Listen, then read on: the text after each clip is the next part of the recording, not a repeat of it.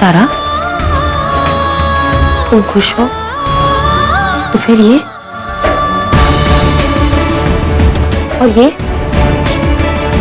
तेरे हाथों का इतना बुरा हाल क्यों है? ये कुछ नहीं बोदी।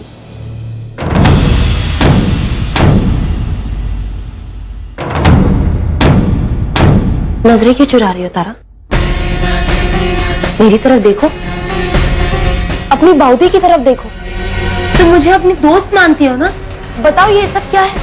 ये साड़ी से केरोसिन की स्मेल, ये फटे हाथ, ये थकावट, ये आंखों के नीचे काले गहरे धब्बे, ये सब क्या है? बोलो तारा, बोलो, बात क्या है? हाँ, अपनी बाउदी को कुछ नहीं बोलोगी तुम? बताओ तारा, बताओ।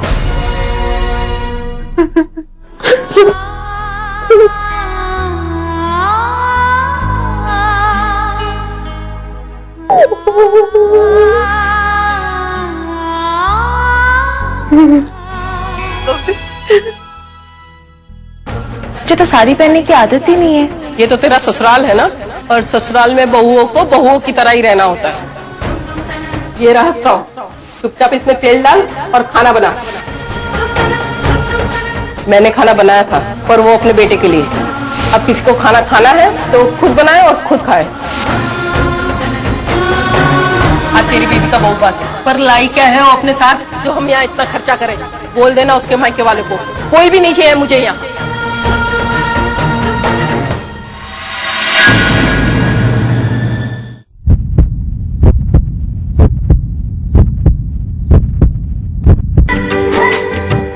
इतना सब कुछ होता रहा और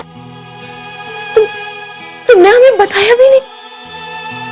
दूसरों के लिए आवाज उठाने वाली हमारी तारा खुद इतनी चुपचाप सब कुछ सहती रही, क्यों?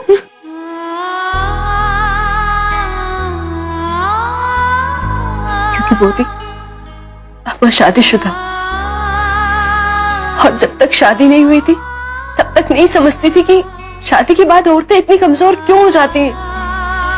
लेकिन अब मैं जान गई हूँ बोती, रिश्ते नाते फैमिली की खुशियों के लिए हम लोगों को अपनी खुशियों का समझौता करना ही पड़ता है।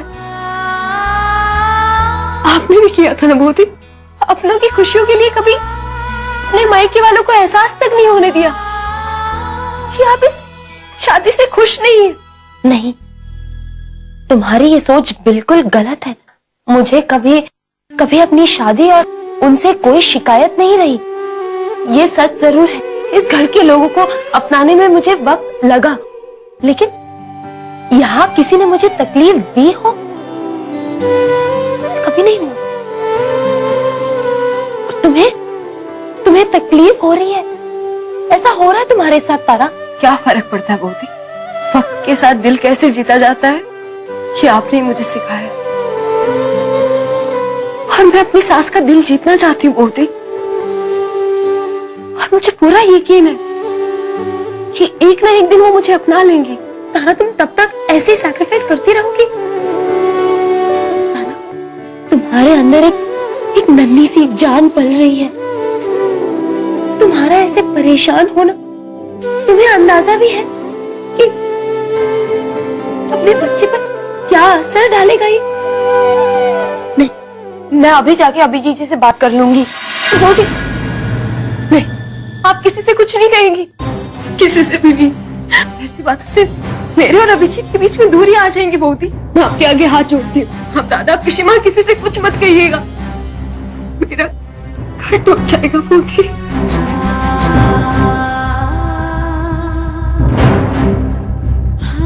प्लीज मुझे थोड़ा वक्त दीजिए, मैं आपसे प्रॉमिस करती हूँ, अगर ये बात मुझसे नहीं संभली ना तो मैं आपकी हेल्प जरूर लूंगी, पक्का प्रॉमिस करती हूँ।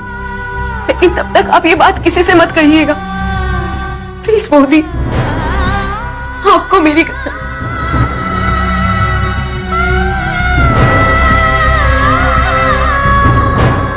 फिर जानते चंद्रा जी क्या होता है, वो जो हीरोइन है ना उसको पता चल जाता है कि हीरो का जिसके साथ ब्याह होने वाला है वो लड़की तो एक नंबर की चालबाज है, एक नंबर की लकड़बग्घी है, मक्कार है।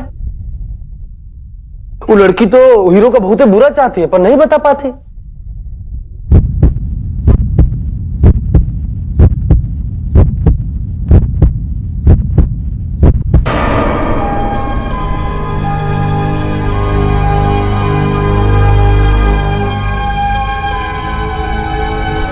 चंद्रा जी, डॉक्टर, डॉक्टर साहब, सिस्टर, डॉक्टर साहब, डॉक्टर साहब, डॉक्टर साहब।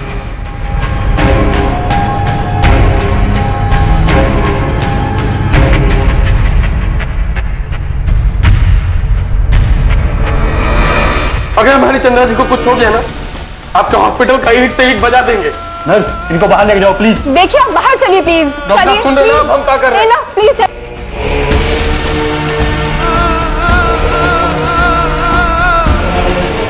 देखिए, आप बैठिए प्लीज, हाँ हम बैठ सकते। बैठिए।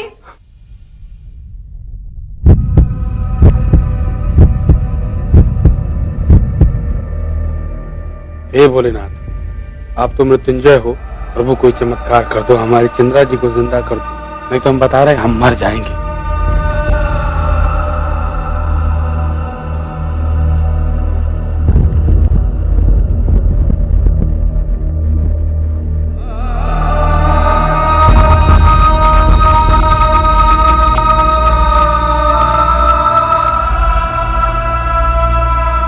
डॉक्टर साहब, हमारी चंद्रा जी ठीक है ना डॉक्टर साहब? घबराने की जरूरत नहीं है। देखिए अभी वो कोमा में है, लेकिन उनकी बॉडी ने जो आज इंजेक्ट किया है उससे हमें कुछ उम्मीद बंधी है। लगता है आपकी वाइफ आपसे बहुत प्यार करती है, तभी तो इतने दिनों में आपकी बातों से उन्होंने पहली बार रिस्पॉन्ड किया। धन्यवाद डॉक्टर साहब, धन्यवाद सिस्टर। लगता है आपकी वाइफ आपसे बहुत प्यार करती है। इसका मतलब चंद्रा जी भी हमसे प्यार करती है, जो खुद नहीं कह पाई वो उनके दिल ने कह दिया। सुनो सुनो,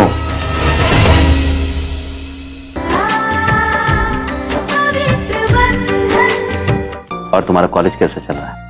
जी अच्छा चल रहा है, बस थोड़े स्टूडेंट बढ़ गए हैं तो बर्डन बढ़ गया है, पर अच्छा है। और अब मैं सोच रहा हूँ कि घर में ही गरीब बच्चों के लिए एक फ्री कोचिंग क्लास भी स्टार्ट करूँ। ये तो बहुत ही नेक सोच है तुम्हारी। अभिजीत बेटा, मैं सोची थी तारा की डिलीवरी के 2-3 महीने पहले से ही तारा यहाँ आके रहे तो अच्छा होगा। ठीक है। अरे बड़ी देर लग गई तुम लोगों को, सब ठीक तो है ना? सब ठीक है, बस मुझे थोड़ी वॉमिटिंग हो गई। अरे अगर तबीयत ठीक नहीं है तो तुम्हें डॉक्टर के पास ले जाऊं? हाँ दादा, डॉक्टर को यहीं बुलवा लेते हैं। अरे क्यों परेशान हो रहे हो तुम लोग? ऐसा होता है इस समय, टेंशन लेने की कोई जरूरत नहीं।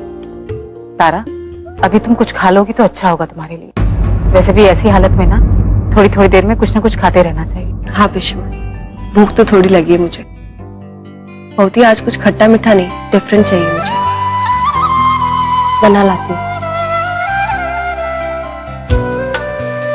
तब तक तुम लोग पूजा कर लो। हाँ आज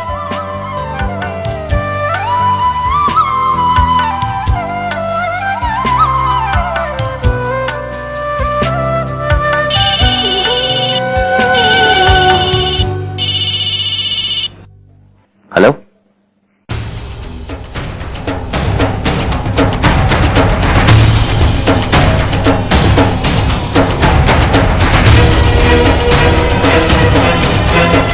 रिश्ते नाते फैमिली की खुशियों के लिए हम लोगों को अपनी खुशियों का समझौता करना ही पड़ता है।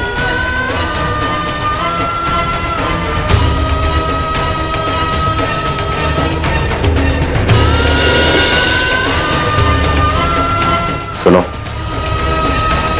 सुनो,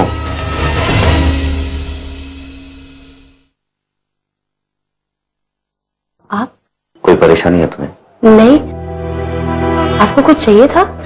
नहीं, मुझे कुछ नहीं चाहिए। वो असल में डॉक्टर का फोन आया था, बता रहे थे कि चंद्रा की अभी तबीयत में सुधार है।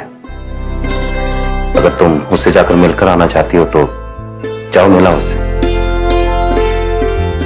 नहीं, लेकिन अभी घर पे तारा है ना, मैं बाद में चली जाऊंगी। उसकी फिक्र मत करो, हम सब हैं तारक के साथ। इस वक्त तुम्हारी बहन को तुम्हारी ज्यादा जरूरत है, तुम जाओ। अच्छा ठीक है, मैं तारा के लिए मटर के दाने खा गए। ये कूड़ेदान में डाले तुमने।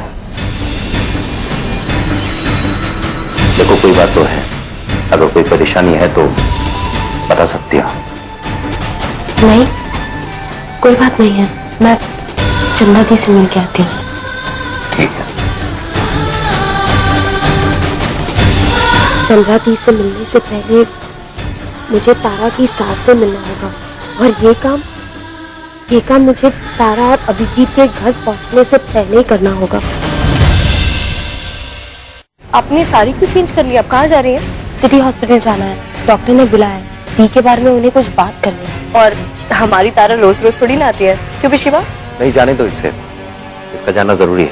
आप जा रही है तो आप आइए मेरे साथ, मैं आपको छोड़ देती हूँ। हॉस्पिटल जा रही है ना, आपको लेट हो जाएगा। मैं मार्केट की तरफ जा रही हूँ, कुछ खरीदारी कर। आप आइए, मैं छोड़ देती हूँ, रास्ते में ही है। कैसी औरत है ये? सबको बोला है हॉस्पिटल जा रही है, घर जा रही है।